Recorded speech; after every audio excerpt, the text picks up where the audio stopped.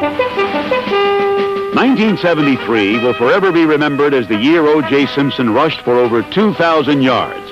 But lost in that statistic is the fact that the team barely missed the playoffs. On opening night of 1974, the team was ready. The Bills pressed into the lead with a defense that held the powerful Raiders' offense to 13 points. And a mature Joe Ferguson, whose 2 touchdown passes put the Bills on top 14-13.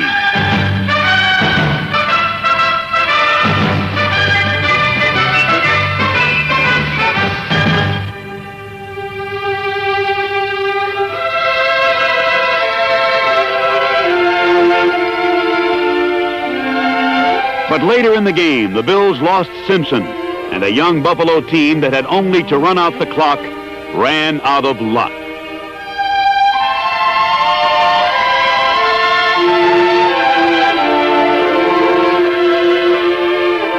Suddenly, shockingly, the Bills were behind by 6. With Simpson hobbled and just 74 ticks left on the clock, the Bills looked to a new leader.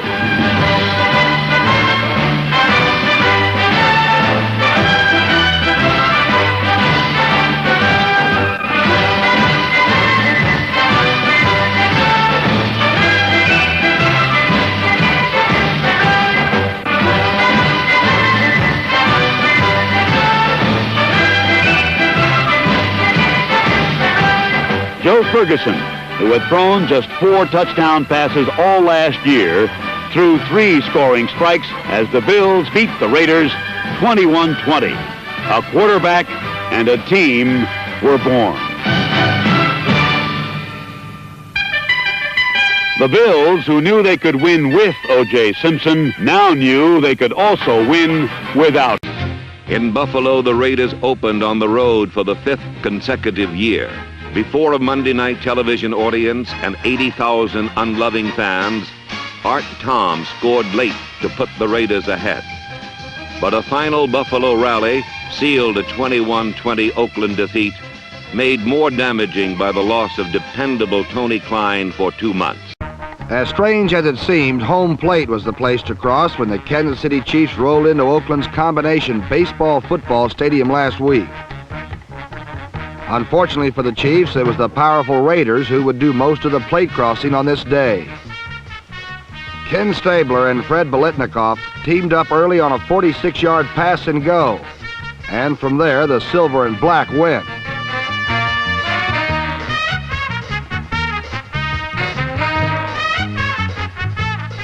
Stabler to rookie tight end Dave Casper resulted in a juggling touchdown of the typical Oakland Miracle type.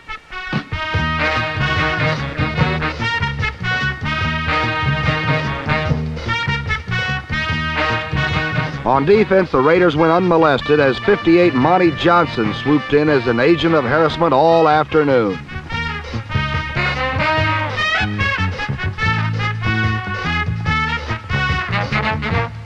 The Chiefs' 5- and 6-man front challenged Stabler to pass, and Kenny consistently met the dare. This time on a thread-the-needle catch by number 49, Mike Ciani, who was a bit shaken up but otherwise all right.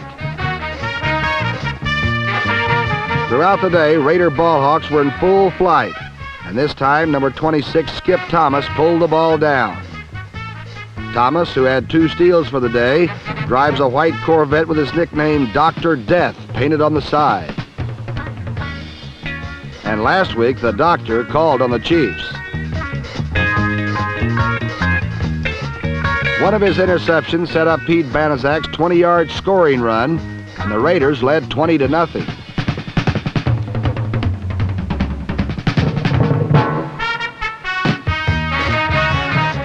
A repeat shows that although Banaszak went right up the middle, he was virtually unscathed in his romp.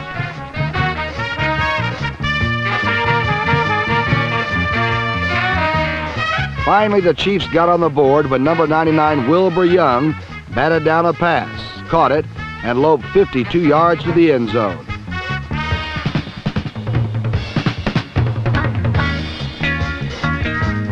Kansas City's slim hopes were short-lived, however, as potent Raider pressure triggered a faulty release by Mike Livingston, number 10.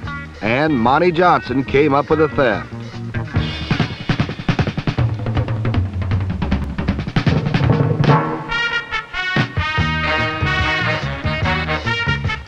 Ken Stabler and Dave Casper executed the finishing touch to make it a 27-7 Raider rampage and add a little more sparkle to the city of Oakland, which now boasts first-place football and baseball teams, as well as cheerleaders pretty enough to make it to the pages of Playboy magazine. To be in Oakland this fall.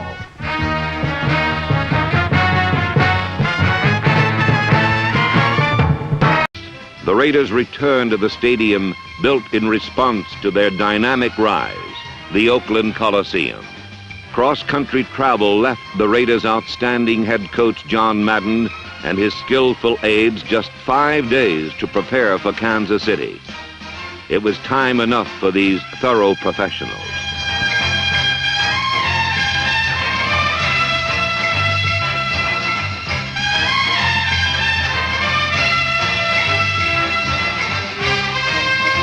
Mike Ciani was on the receiving end of one Ken Stabler strike.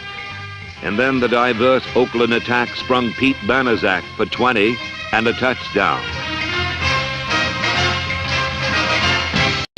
The silver and black defense was overwhelming.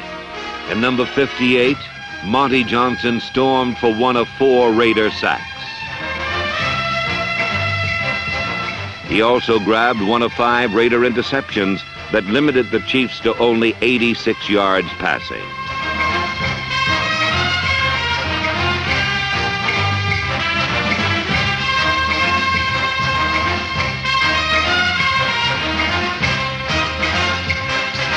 Rookie tight end Dave Casper's second score of the day capped an impressive conquest, 27-7. He's got nicknames galore, Jefferson Street Joe or Joe Willie Gilly Gilliam. Take your pick. Either way, led the Steelers to an undefeated preseason and is the engineer on what is thought by many to be the Super Bowl Soul Train Express. When he's hot, he throws a tight, crisp, accurate spiral that whistled Pittsburgh through the first 2 games of the season unbeaten, although tied once.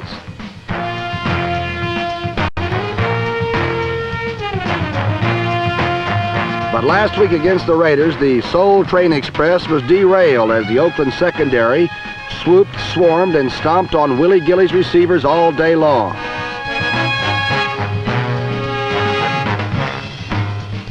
To compound problems, Joe began to press, throwing passes too far, too wild, or too hard to receivers who anticipated getting jolted every time.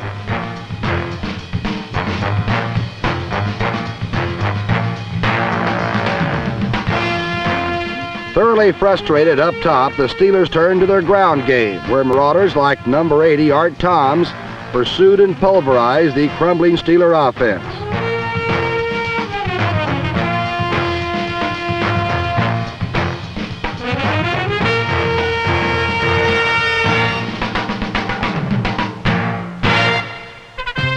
The Raiders caught their first break of the game when number 27, Ron Smith, returned a punt 47 yards for beautiful field position.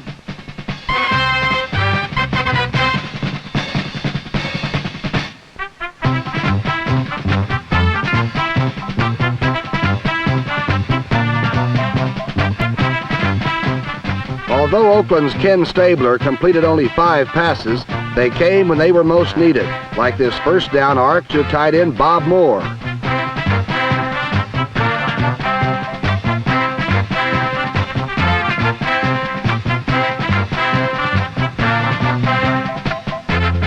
The Snake finished the job himself when he rolled out around the end and tumbled to a 7-0 Oakland lead.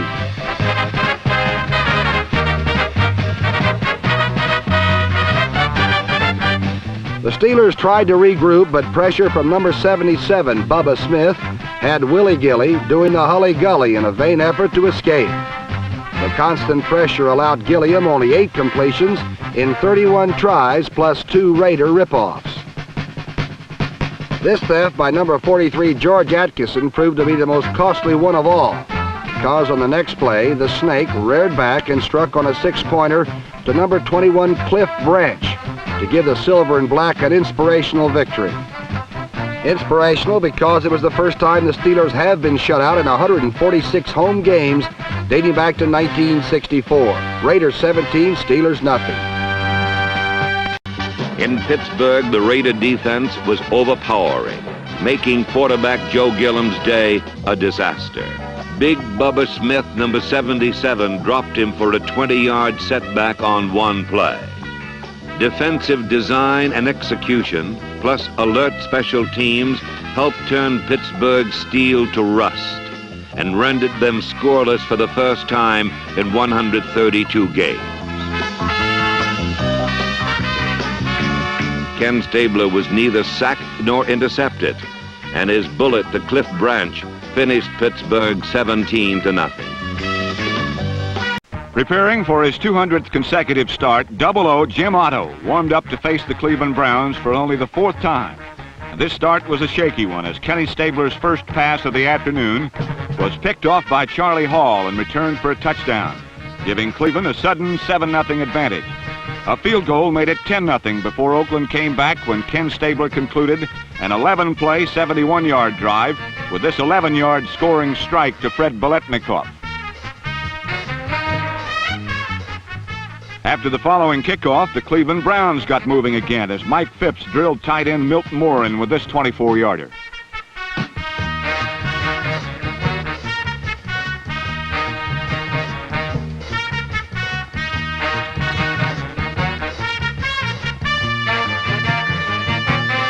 And 2 plays later, with the ball at the Oakland 34, Phipps found Greg Pruitt behind Gerald Irons, and Cleveland had a surprising 17-7 first quarter lead.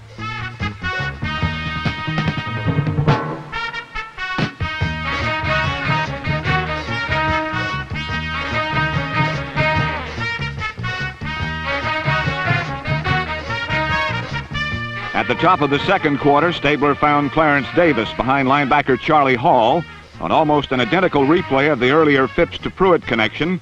The Silver and Black narrowed the Browns' margin to 17-14.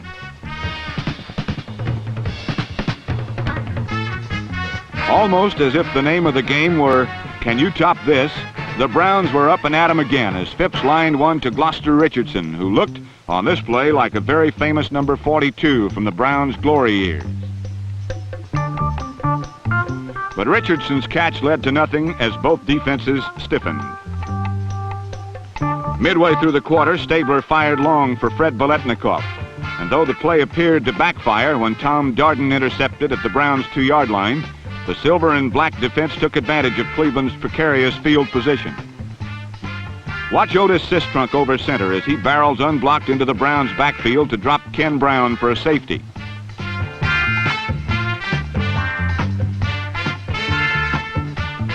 Sistrunk's play added 2 points to Oakland's total, making the score 17-16, and it returned the football to the Raider offense.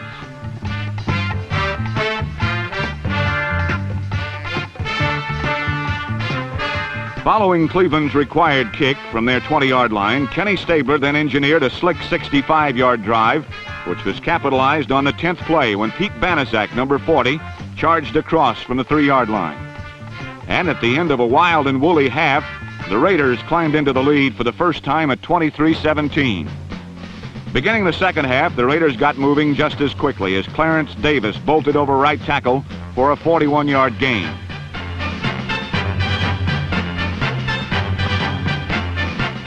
And Kenny Stabler increased the Raider advantage to 30-17 when he hit Cliff Branch in the end zone on a play which nearly ignited hostilities in this bitterly fought battle.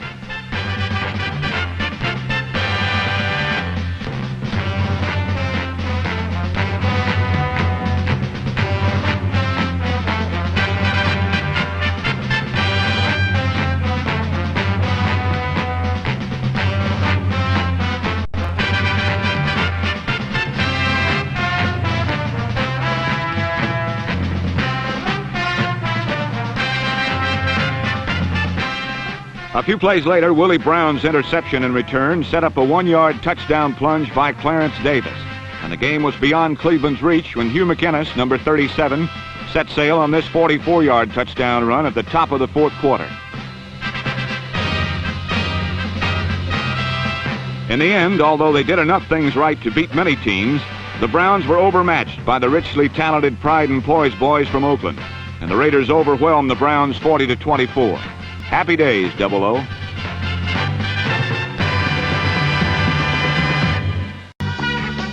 In Cleveland Center, Jim Otto, sixth-year veteran guard George Beeler, third-year tackle John Vella, and Pro Bowl performers Art Shell, number 78, and co-captain Gene Upshaw, number 63, gave near-perfect protection to a surging attack sparked by Clarence Davis's extra effort score.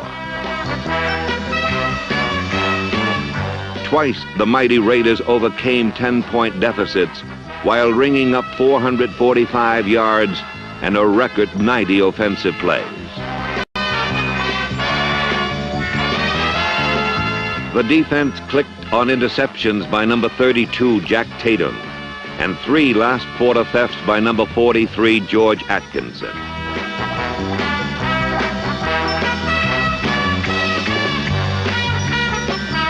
Number 24, defensive captain Willie Brown picked off another as the Raiders rolled for 40 points en route to becoming 1974's top-scoring team. Last week in San Diego, both the Raiders and Chargers were scotch when it came to giving up points.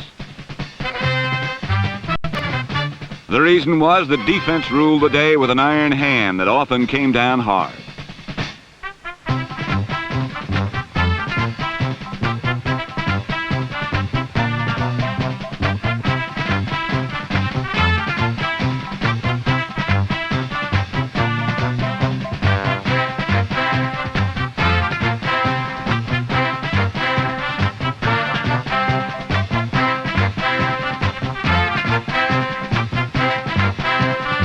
The first time the Raiders were close to a score, they were short-circuited by number 44, Chris Fletcher, who made a nice return before being stopped by number 25, Fred Biletnikoff, on his first consecutive tackle, perhaps ever.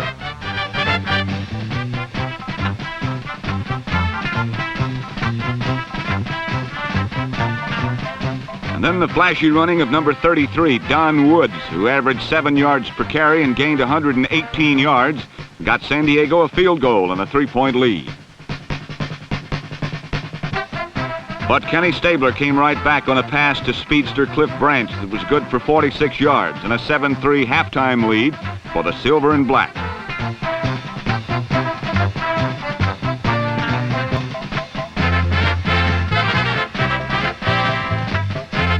In the third period, Dan Fouts stepped back and drilled Oakland's great cornerback number 24, Willie Brown, who zipped in to seemingly bust the game open. Unfortunately for the Raiders, the score was disallowed because of a penalty. Having flirted with disaster in the air, Fouts returned to rookie reliable Don Woods, who was often racing to a score, until who should appear but number 26, Skip Thomas.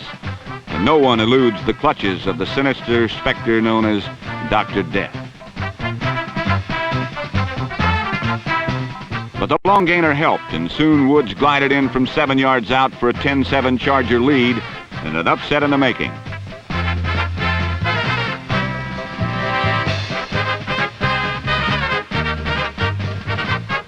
But while a wind-blown and worried John Madden shouted encouragement, the Raiders pulled it out as they so often do on a last quarter strike from the snake to tight end Bob Moore. And in a close one, Raiders 14, Chargers 10.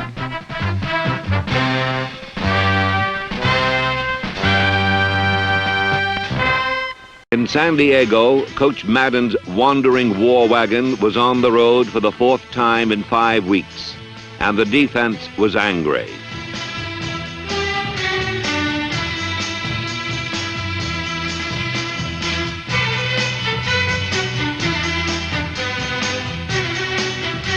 On offense, the snake struck twice, once to Cliff Branch, whose style is a flash of light, a puff of smoke, and gone. The second scoring strike went to tight end Bob Moore, giving the Raiders a 14-10 win and upped their record to 4-1. Playing at home where they're seldom losers, the Raiders jumped off to an early 3-point lead, but Ken Anderson and the Bengals roared right back on the next series.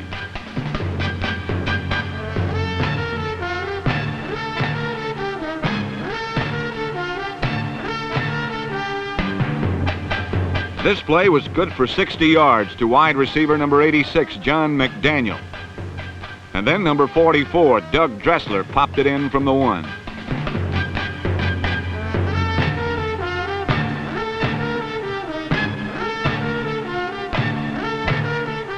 Cincinnati continued to move the ball well, but each game drew the penalty of pain as the Raiders unloaded a volley of good shots.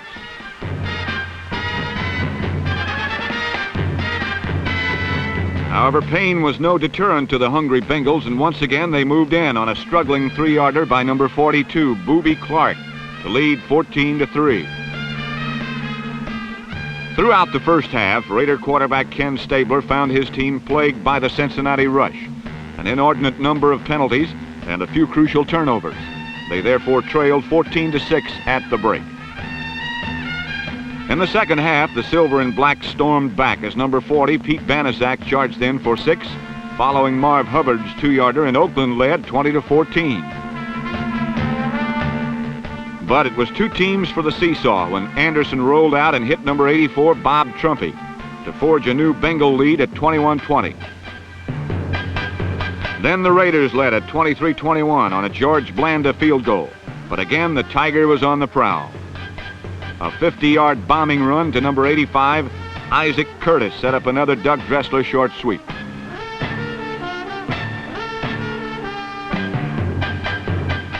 With their lead at 27-23, the field goal was now useless to Oakland, and time at a premium. The Cincinnati Cats were in good shape. But then came the snake, and Kenny Stabler hissed passes while the clock ticked away. First to Fred Biletnikoff. First down.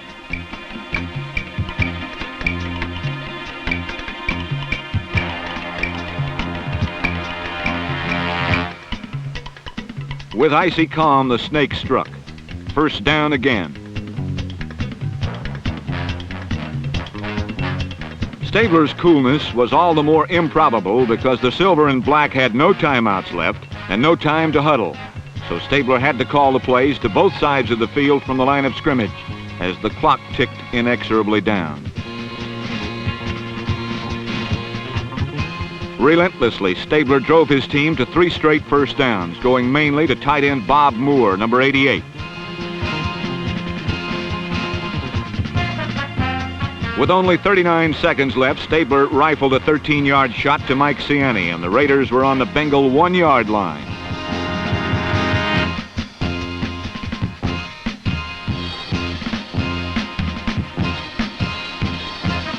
13 seconds. Do or die, heroes or losers. And the Raider offensive line strung out enough daylight to sweep number 23, Charlie Smith, into the end zone for a thrilling 30-27 victory, born of Raider pride and executed with unflappable Raider poise.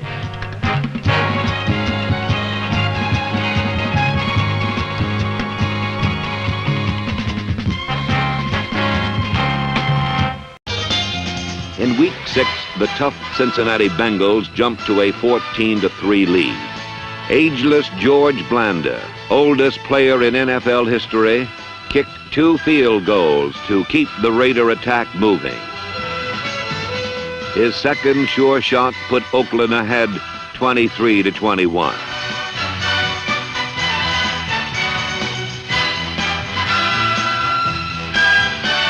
But the Bengals bounced back and led 27-23 with but 1 minute 36 seconds to go. Daring comebacks are a Raider trademark, but the Silver and Black needed more than just a field goal. With practiced calm and poise, Ken Stabler marched them goalward.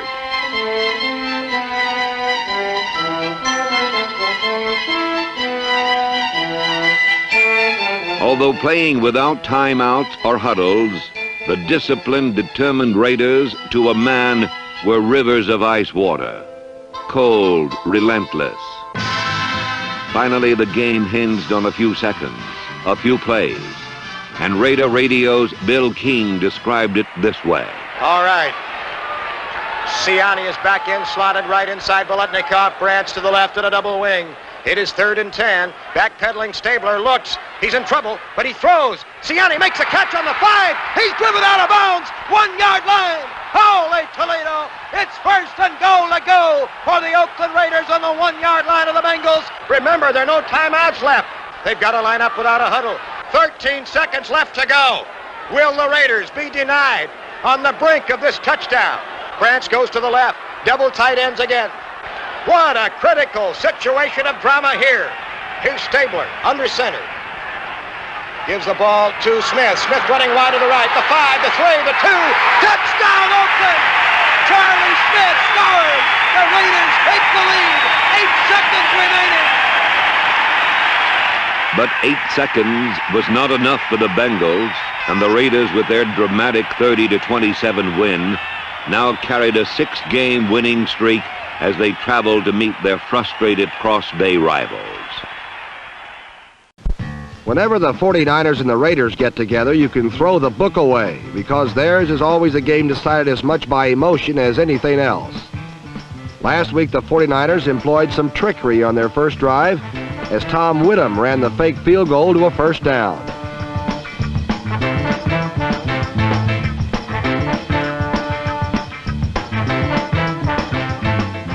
From there, quarterback Tom Owen rolled out and hooked up with running back Larry Schreiber to give the 49ers the early lead.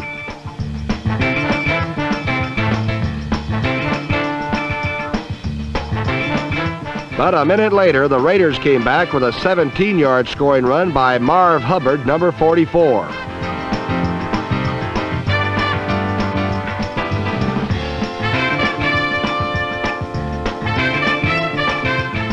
The 49ers retaliated on the strong running of number 40 Wilbur Jackson, who got them in place for a successful field goal before leaving the game injured.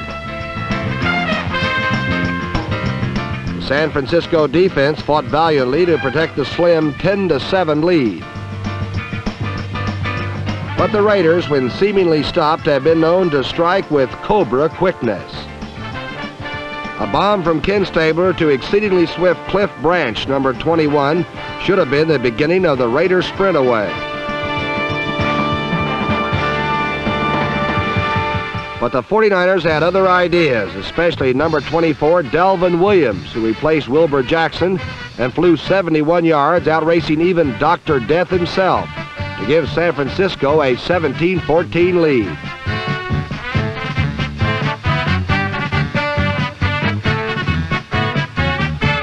For Del Williams, a first-year man from Kansas, it was his first touchdown as a pro and caused an emotional outburst that was a cross between the big winner on Let's Make a Deal and the wind-up of the Flying Adrissi Brothers act.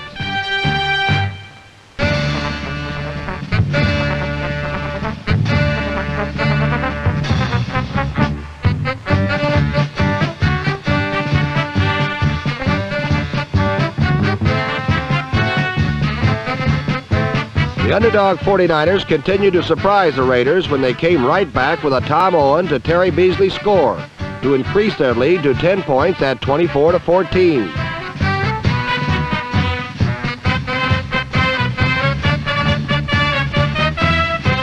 And oh, how the sky-high San Franciscans reveled in dreams of victory over the vaunted arch-enemy Raiders. But with their heads in the clouds, they developed hands of clay, and number 43 safety George Atkinson pounced on Del Williams' fumble.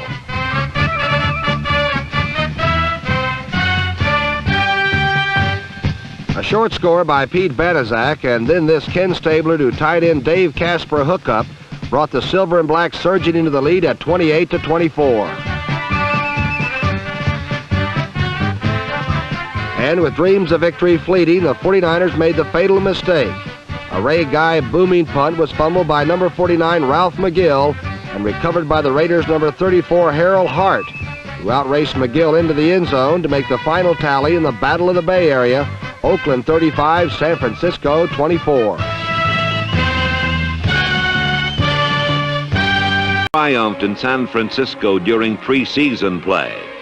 The return visit would end the same way, as number 44, Marv Hubbard, powered for 117 yards and 1 touchdown.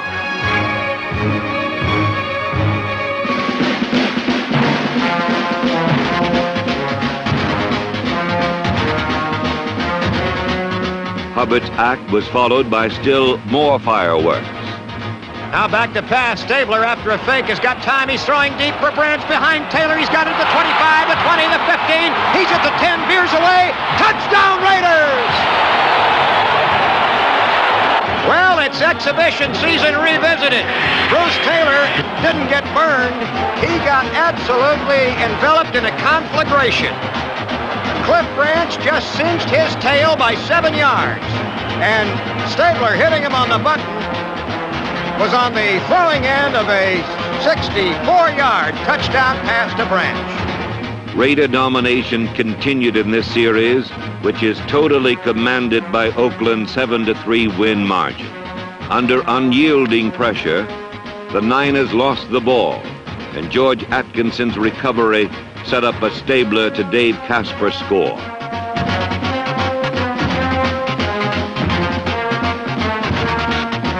Then Ray Guy, pro football's leading punter, boomed a cloud scraper, and the 49ers return man wilted in the face of angry coverage. Number 34, Harold Hart, zoomed 40 yards to end the San Francisco earthquake of 1974, 35-24.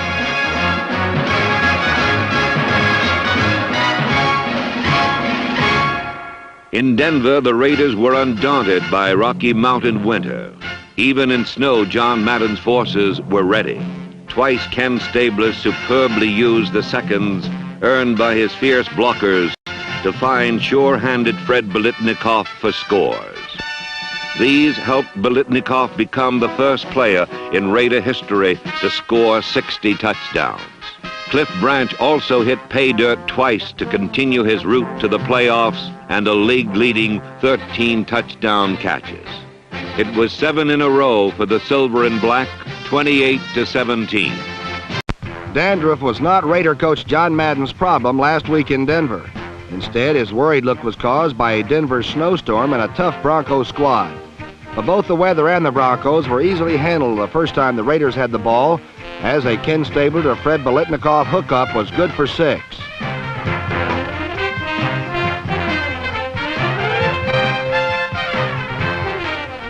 The second time the Silver and Black had the ball, Stabler's 9-yard streak to Cliff Branch made it 14-zip Oakland, and it looked like the route was on.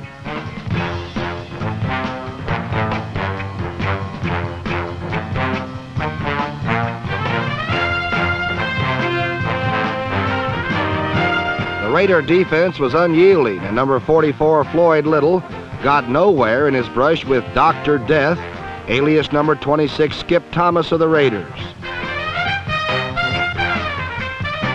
Denver's other runner, number 24, Otis Armstrong, was also buried beneath a wave of silver and black, and the Broncos' prospects looked gloomy. But suddenly they flashed to life as quarterback Charlie Johnson hit Armstrong on a flare pass, and the speedy second-year man zipped 48 yards to the end zone.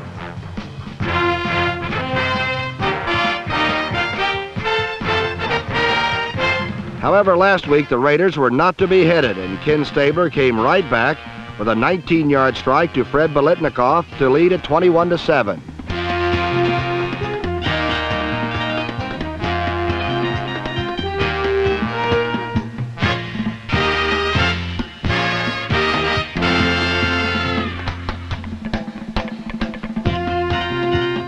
Valiantly, Johnson and the Broncos fought to catch up. A pass to tight end Riley Odoms, number 88, forced the big man out of bounds, much to his dismay, but set up a field goal, and Denver closed to within 11 at 21-10.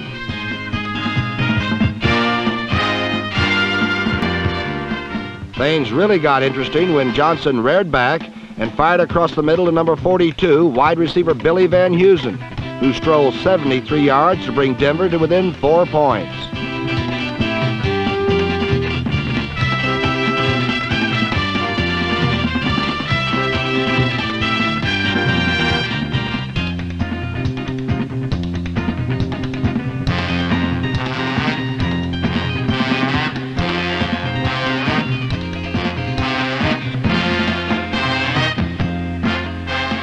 But the Raiders are a team who always know when enough is enough. And so number 86 Gerald Irons put a quick end to Denver's next drive.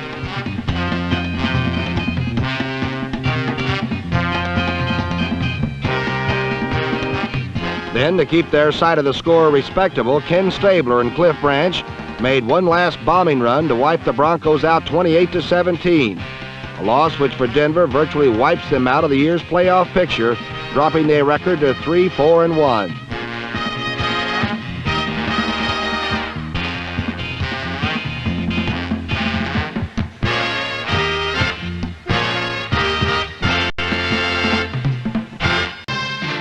Back in sunny Oakland for the season's 9th week, the Raiders faced the Detroit Lions, who saw their own 4-game win streak demolished as Bubba Smith and number 86 Gerald Irons crashed in. Linebacker Dan Connors, number 55, came up with 2 interceptions to help Oakland finish second in that NFL department. Then came time to remind pro football that the bomb is back in Oakland.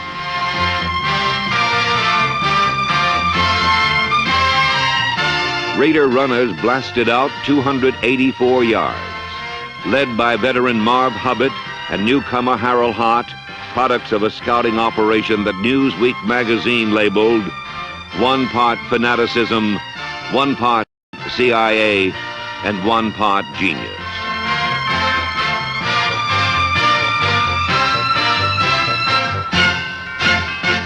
Oakland 35, Detroit 13, 8 in a row.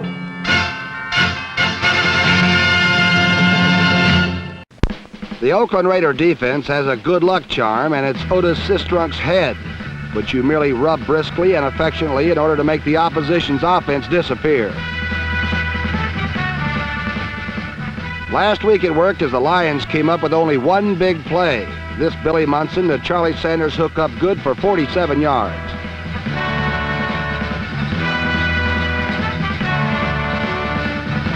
Then number 42, Altie Taylor, went around left end for 1 yard and the touchdown, and Detroit was finished for the day, because from then on the Raiders were no less than devastating. Their Mauler defense repeatedly stopped Detroit's plays, door-nailed dead.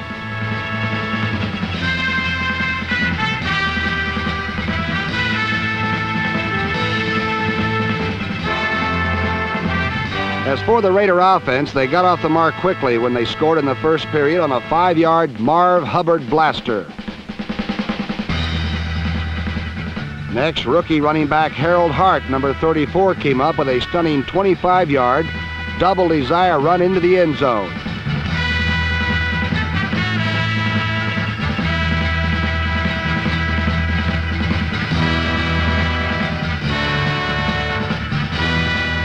Then the silver and black blew the game open when Ken Stabler hit number 21 Cliff Branch, who made a good diving catch in the end zone.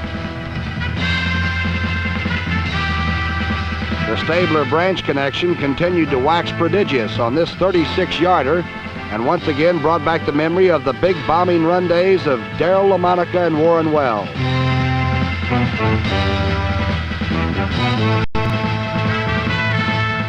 The Raider defense kept its hand in when Munson's pass was intercepted by number 55 Dan Connors, whose theft led directly to the wrap-up.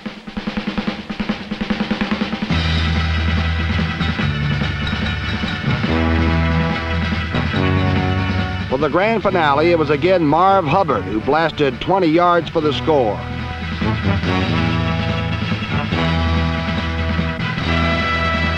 In appreciation of his blockers, Marv handed the ball to center Jim Otto, who looked like he's been spiking balls all his life as the Raiders roared over the Lions 35-13. The San Diego Chargers came north with lightning bolts on their helmets. But the real lightning in the Coliseum wore number 21 in silver and black.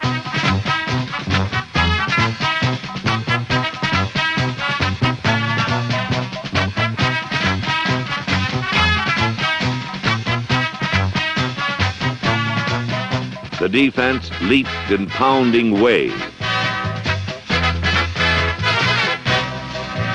It rose highest when challenged, as Gerald Irons and Skip Thomas, number 26, destroyed final Charger hopes. Win number 9 in a row by a 17-10 margin.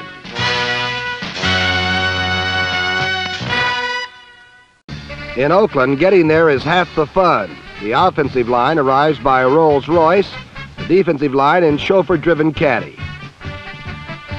These poised and proud people live in a style befitting their position as perennial champions of the AFC West. But for Art Tom, Manny Sistrunk, and the rest of the Raiders, 1974 has been easier than usual with 8 straight wins and non-existent competition from the rest of the division. Last Sunday, at least the San Diego Chargers were not that impressed.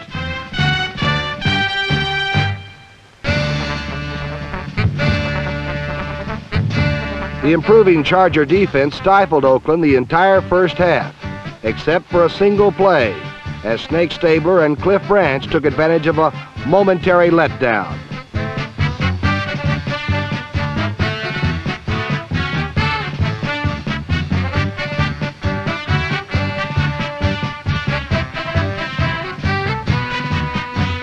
A repeat of that play shows the Chargers in perfect double coverage, but the recipients of some bad fortune. One defender simply falls down, another is screened off by an official.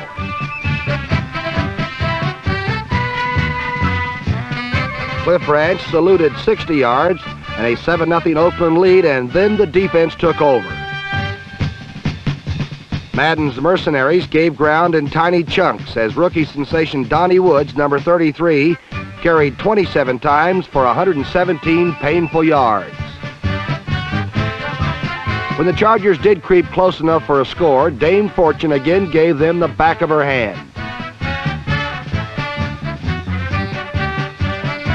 Fate seemed to be wearing silver and black, and when Pete Banaszak breezed over to make the score 17-3 late in the third quarter, the division title seemed secure for yet another year. But with time fading, a ghost from the past reappeared.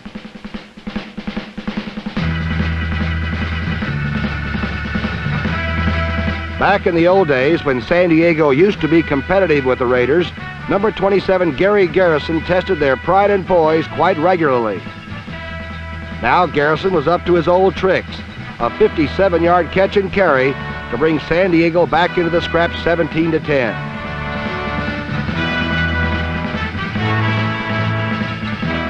But with less than 3 minutes left in the game, Stabler had only to run out the clock. Incredibly, the Snake put it up for grabs instead.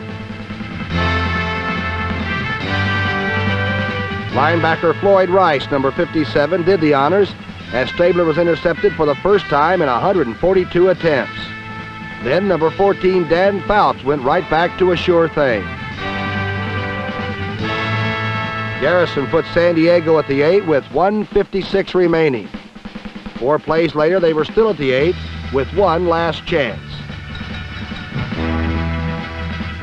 Fouts' last pass was dead-ended by Dr. Death himself. Skip Thomas celebrated a 17-10 Oakland victory and the clinching of a third consecutive AFC Western Division championship. Now, if Dr. Death can only keep them psyched up until the playoffs start, that's in December, they could well be wheeling that old Rolls Royce south to New Orleans come January.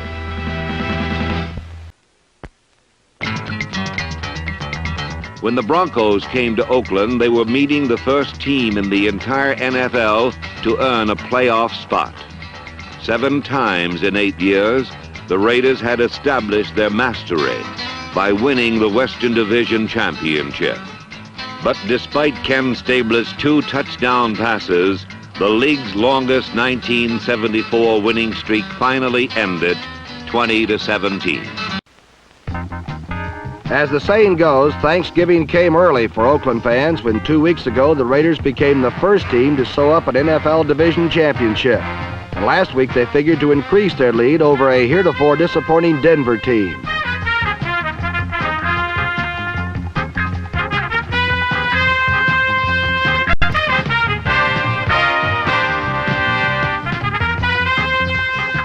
Oakland opened fast and furious with two potent rookie runners. Number 34, Harold Hart, was dynamite on this 67-yard kickoff return. Then number 30, Mark Van Egan, showed that he too has a silver and black future. However, as good as Oakland's youngsters were, Denver's were even better.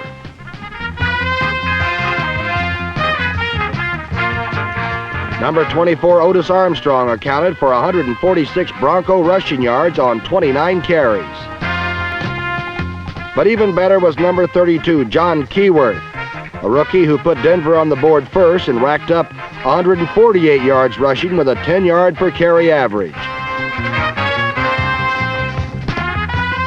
While the Broncos were chalking up the rushing yardage, Ken Stabler and Fred Biletnikoff were connecting through the air. For the day, Fantastic Fred had 8 receptions for 121 yards and 2 scores.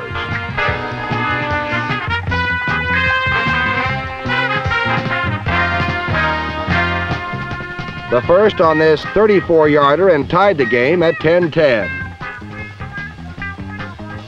However, on this day, Fred's heroics were no match for the slashing runs of Keyworth, who once again unlocked the door to the Raider end zone.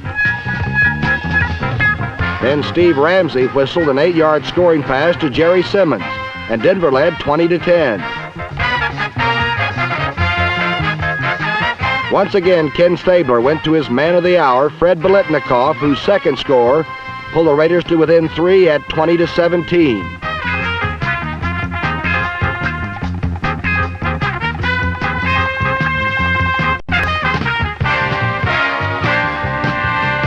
In the end, that was all the Denver defense would allow as the Broncos stunned the playoff-bound Raiders in a game that meant little in the standings, but returned a measure of respect to the men from the Mile High City.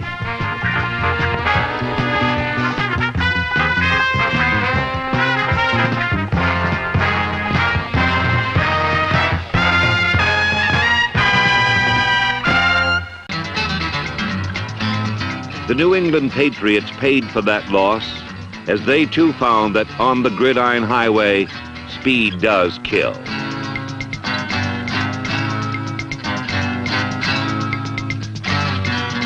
It was an enormous love-in for loyal Raider fans as Stabler hit Branch, Biletnikoff, and more.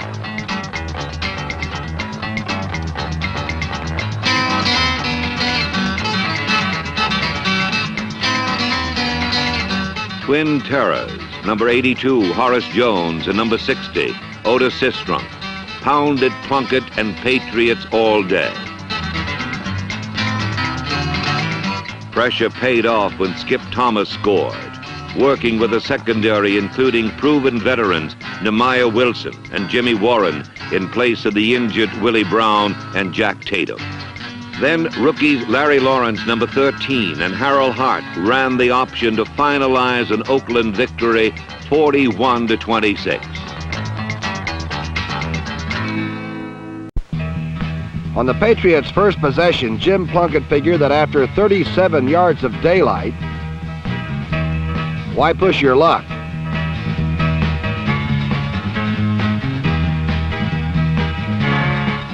Trailing by 3 points, Ken Stabler took the field, and just one heave later, the Raiders were on the board.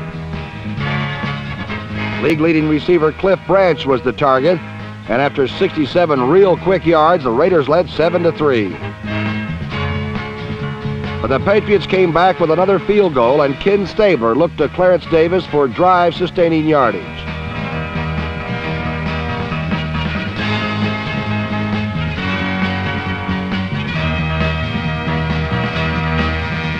Right after the first quarter, Stabler reached to number 25, Fred Biletnikoff, for a touchdown that boosted Fred's career reception totals to over 7,000 yards.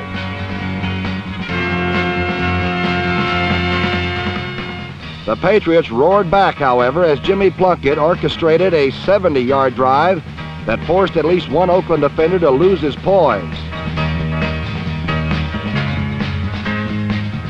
From the 6-yard line, John Tarver swept left to the flag to tie the game at 13-all.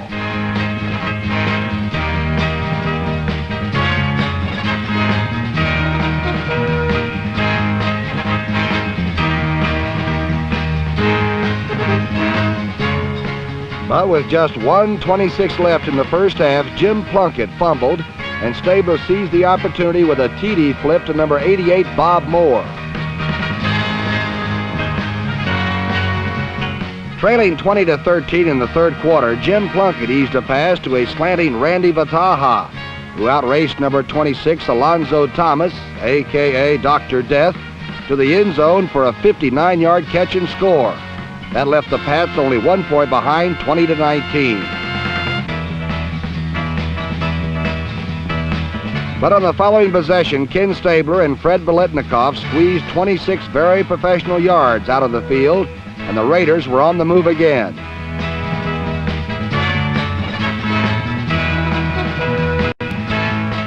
Seven plays later, Oakland was up by 7 as Stabler drilled Cliff Branch with his 4th touchdown pass of the game and the 24th of the season. As the fourth quarter began, the Patriots were down 27-19, and Jim Plunkett was facing 8 pass defenders. This tipped ball fell into the clutches of the dreaded Dr. Death, who displayed some lurch-like exuberance and then hobbled away.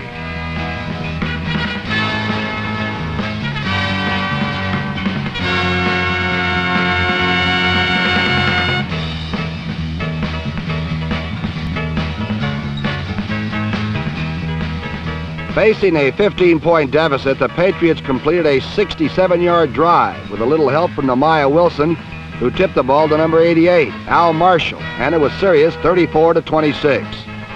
But in their next series, Plunkett was intercepted once again, and Raider reserves, led by number 13, Larry Lawrence, and halfback Harold Hart, number 34, added one more touchdown to complete Oakland's 41-26 victory over the Patriots. In cold, windy Kansas City, the Raiders played the Chiefs for the first time in a decade without a championship at stake. Throughout the bitter day, the Oakland defense made big plays as Horace Jones recovered and rambled 45 yards.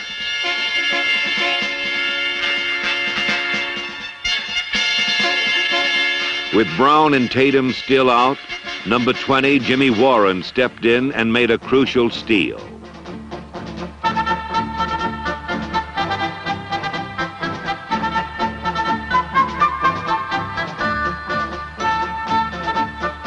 Then, in a tense finish, veteran quarterback Darryl LaMonica hit Cliff Branch for a narrow 7-6 Raider win.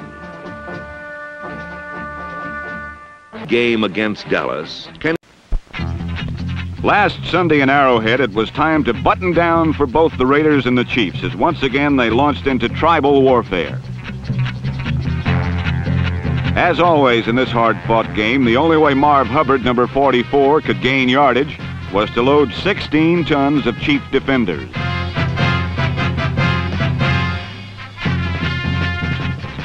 On the other hand, only Kansas City's Jeff Kenny, number 31, could make any headway against the staunch silver and black defense. And he got most of his 124 yards through his own second efforts. Kenny's inspired running led to 2 Chief field goals, which for most of the afternoon looked to be enough for victory. Because for most of the day, turnovers and mistakes painted the Chiefs and Raiders as 2 teams in search of defeat. The theory seemed to be, anything you can do, I can do worse.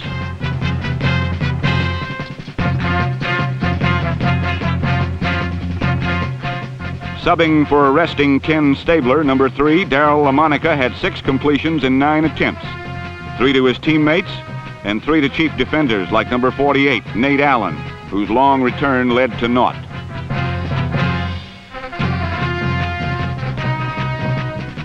Finally, in this battle of dullness and defense finally made the difference when Jimmy Warren, number 20, filched this Lynn Dawson pass and wasn't stopped until he ran into teammate Otis Sistrunk.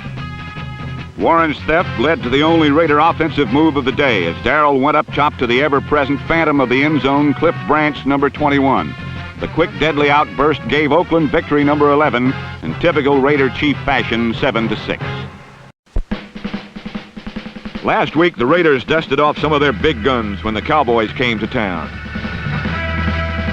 But Roger Staubach's cannon roared first on a ricochet shot to Walt Garrison to Drew Pearson in the end zone.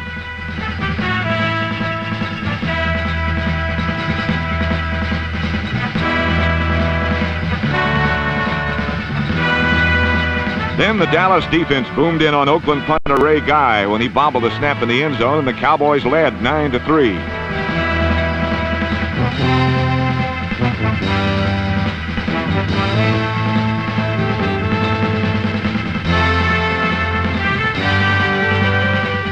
Up from his bench spot, where he's been resting since Oakland clinched, came Ken Stabler, who fired fingertip high to Fred Biletnikoff in the end zone.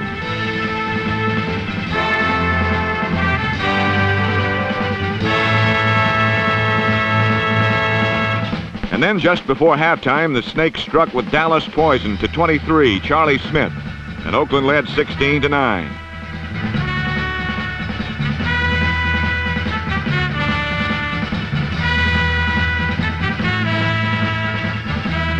Early in the second half, a Dallas fumble was picked up by linebacker Phil Villapiano, number 41.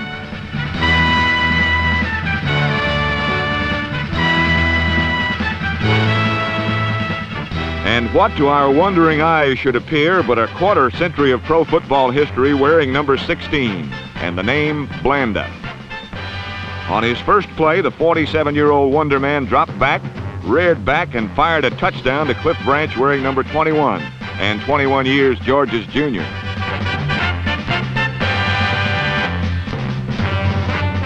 And all of Oakland stood and cheered the amazing career of their ageless idol, who has been named the NFL's Man of the Year for 1974.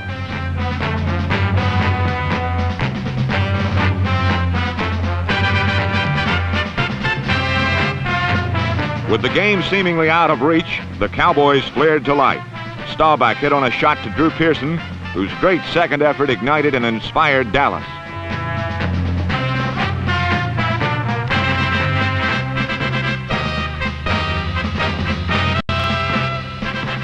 Once again, the Dallas defense took its cue when, with his back to his own goal, Larry Lawrence uncorked a pass that popped to Leroy Jordan, and the old cowpoke ran it to the one from where Doug Dennison punched it in. Threatening again later, Staubach went to number 83, Golden Richards, whose acrobatic catch made it an easy 2-yard dive for Dennison to cut the Raider lead to 27-23. But that was the final, as the Dallas rally fell short just as their season had, and the Cowboys went home to watch the Raiders on TV. Kenny Stabler was presented the 1974 Gorman Award as the player who best exemplified the pride and spirit of the Oakland Raiders.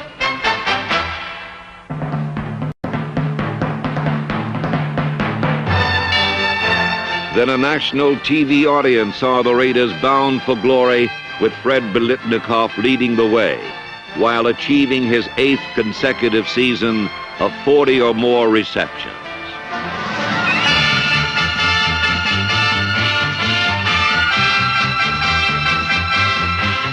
Ken Stabler then found Charlie Smith, number 23, on a pattern that would loom large in the upcoming playoff classic.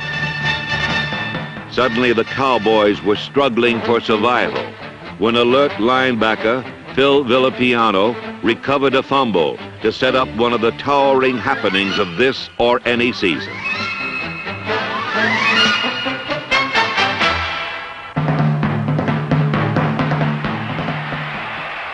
Now, Raiders attacking unit takes over on the 28th. Crowd hooting and hollering and roaring because George Blanda's at quarterback. Let him to look. He throws. Branch, 5-yard line. Touchdown, Raiders! And Superman does indeed live in Oakland. If I may harken back to 1970, I think George Blanda has just been re-elected King of the World.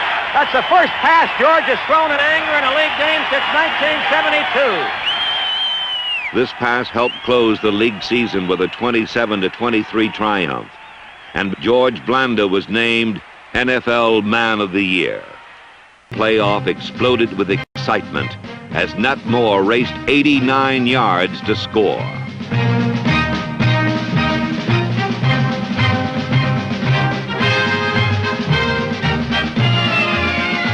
The sellout Coliseum crowd despaired but to a man the pride and poise that had made these Raiders so feared and respected never wavered. It's 3rd and 5 and a half. On a quick count, Stabler drops straight back, sets up, pumps, lobs one down the middle for Smith. Touchdown, Raiders!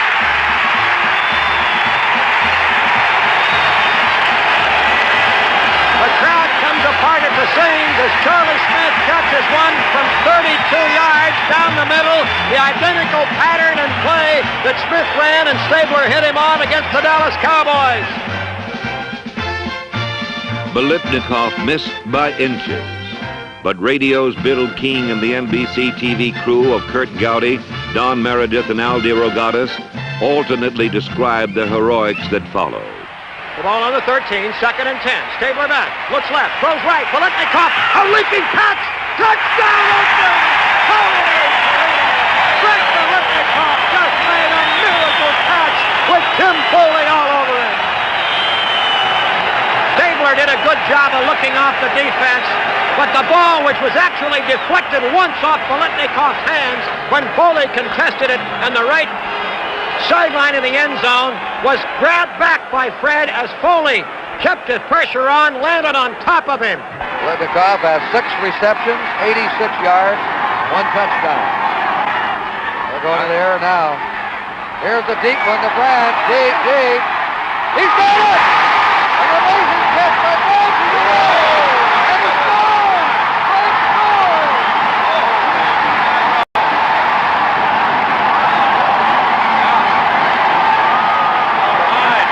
They've gone crazy here in the Coliseum.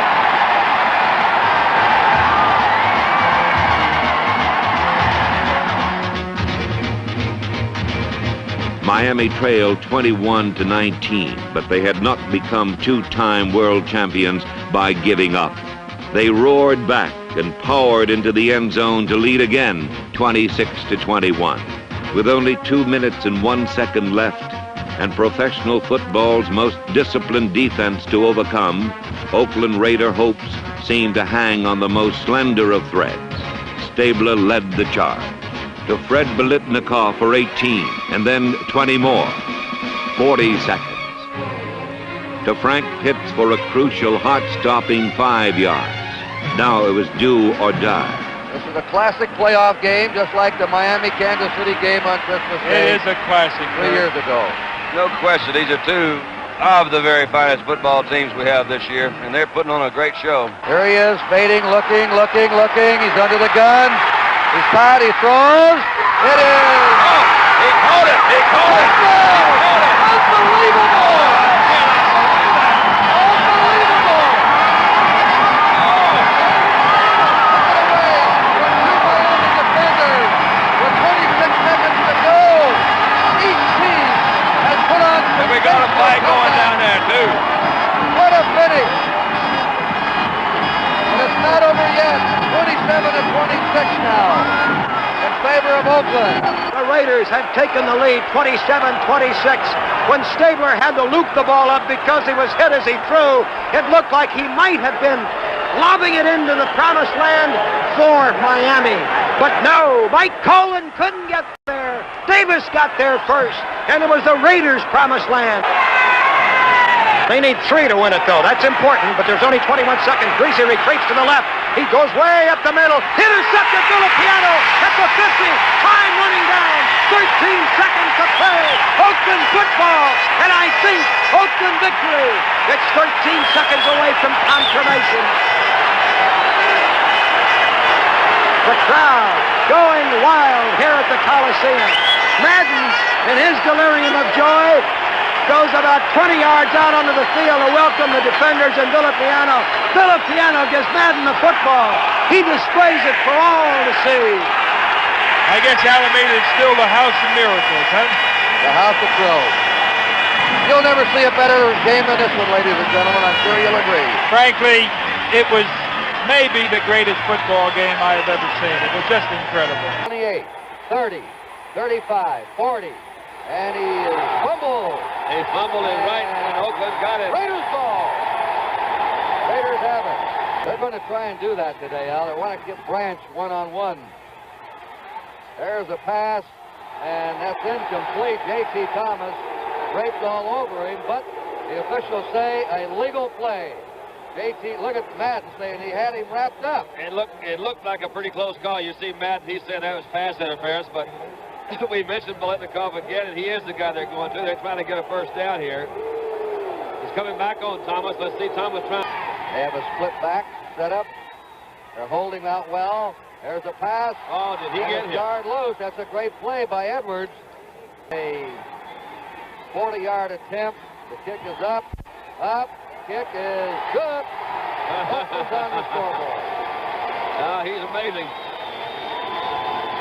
The linebacker Lambert coming in as a reserve back shell on 3rd down and 8. Stabler out of the pocket throws, and he is hit. Now where did they hit him?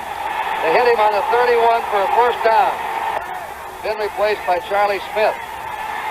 Stabler's pass. Wide open is Branch. They could run the 109 too. It's brought down by Jack Ham. They got Branch isolated on the linebacker. Linebackers on the outside. Russell, Ham. Donnie Shells in the secondary. There's time. He hits Biletnikoff for a first down. Biletnikoff again with his favorite pattern, curling into the middle of the zone. Davis is in replacing Charlie Smith in the backfield. A play action fake. They're going deep to Branch. Touchdown! Away in the air. Timeout with a score. Oakland 10, Pittsburgh 3. That's one way he can escape the pass rush. Oh, look at that hitting. He didn't block that time. He didn't get in his way either. 2nd down, 6 play. Whoa, there he goes. There he goes. They won't get him, maybe. They got him. Jack Lambert saved the touchdown. Left Branch. Didn't quite spot Lambert behind him, cutting across. We get lots of trying to go for the interception, it looked like. Wide open. Fall down. Branch gets up. He's caught 7 now. And that's another first down. Left Branch.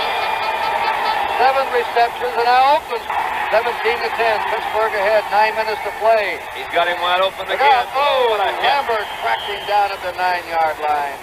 Hitting Clarence Davis coming out of the backfield. Passes this year. Safety look out, they got a big rush on him. He threw that one away. They had a blitz on him. Holmes was in there. And L.C. Greenwood was coming. Dwight White was coming. He had not much of a chance that time. Off of his rhythm, had to throw it away. 24-yard field goal attempt is up, and it is good by George Blanda, his 2nd field goal of the game. So now the lead has been narrowed down, and the score is Pittsburgh 17, Oakland 13. To Bradshaw, he's been criticized an awful lot since he's been up there. They're expecting big things from him. Now only the World Championship remains to add a crowning glory to the Raiders' unparalleled level of success. But now and always, one standard remains unchanged for the Silver and Black: their never-ending commitment to excellence.